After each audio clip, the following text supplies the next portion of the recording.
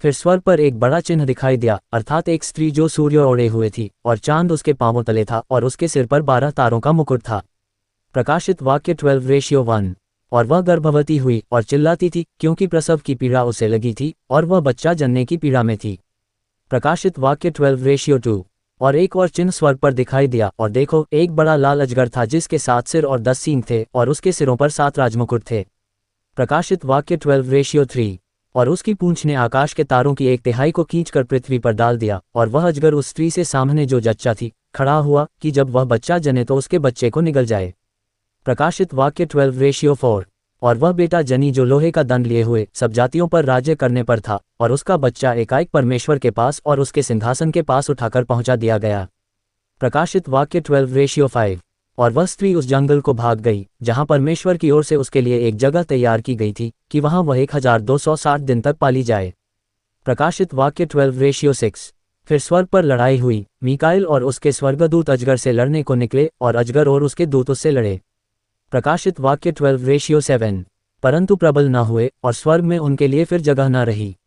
प्रकाशित वाक्य 12:8। और वह बड़ा अजगर अर्थात वही पुराना सांप जो इब्लीस और शैतान कहलाता है और सारे संसार का भरमाने वाला है, पृथ्वी पर गिरा दिया गया और उसके दूत उसके साथ गिरा दिए गए। प्रकाशित वाक्य 12:9। फिर मैंने स्वर्ग पर से यह बड़ा शब्द आते हुए सुना कि अब हमारे परमेश्वर का उद्धार और सामर्थ और राज्य और उसके मसीह का अधिकार प्रकट हुआ है, क्योंकि हमारे भाइयों पर दोष लगाने वाला, जो रात दिन हमारे परमेश्वर के सामने उन पर दोष लगाया करता था, गिरा दिया गया। प्रकाशित वाक्य 12:10। और वे मेमने के लोहू के कारण और अपनी गवाही के वचन के कारण उस पर जयवंत हुए, और उन्होंने अपने प्राणों को प्रिय न जाना, यहाँ तक कि मृत्यु भी सह ली। प्रकाशित वाक्य 12:11।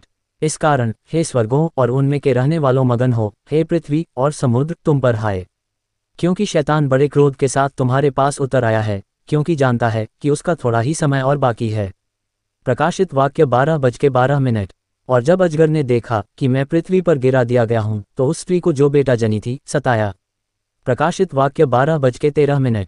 और उस स्त्री को बड़े उकाब के 2 पंख दिए गए कि सांप के सामने से उड़कर जंगल में उस जगह पहुंच जाए जहां वह एक समय और समयों और आधे समय तक पाली जाए। प्रकाशित वाक्य 12:14। और सांप ने उस स्त्री के पीछे अपने मुंह से नदी की नाई पानी बहाया कि उसे इस नदी से बहा दे।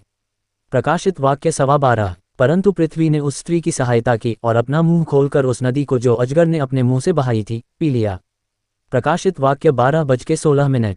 और अजगर स्त्री पर क्रोधित हुआ और उसकी शेष संतान से जो परमेश्वर की आज्ञाओं को मानते और यीशु की गवाही देने पर स्थिर हैं, लड़ने को गया, और वह समुद्र के बालू पर जा खड़ा हुआ। प्रकाशित वाक्य 12:17।